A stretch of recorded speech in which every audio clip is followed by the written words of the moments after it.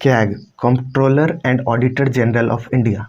Article 148 of the Indian Constitution provides an independent office for the comptroller and auditor general of India. यानी कि article 148 जो constitution में हमारे संविधान में, वो एक इंडिपेंडेंट ऑफिस प्रोवाइड करता है किसके लिए? Comptroller and auditor general of India, यानी कि कैग के लिए। अब कैग है क्या चीज़?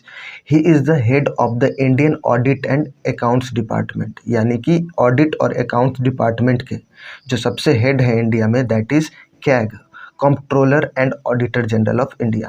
He is the guardian of public purse and controls the entire financial system of the country.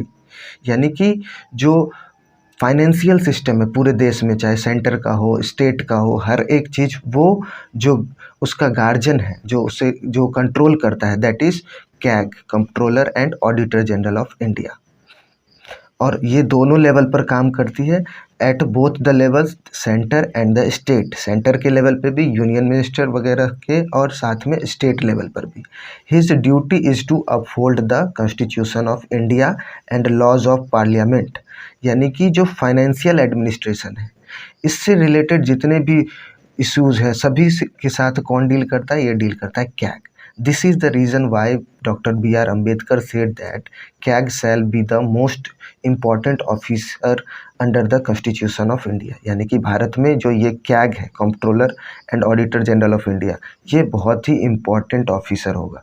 He is one of the bulwarks of the democratic system of government in India. यानी कि जो democratic system है, government democratic system जो India में है, उसे सबसे ज़्यादा अगर कोई सपोर्ट करेगा, that is CAG, comptroller and auditor general of India. Others being the Supreme Court, Election Commission, Union UPSC, Union public service Commission. इन सब के अलावा जो कैग है, ये भी एक इम्पॉर्टेंट ऑफिसर है और ये डेमोक्रेटिक गवर्नमेंट के लिए इम्पॉर्टेंट है।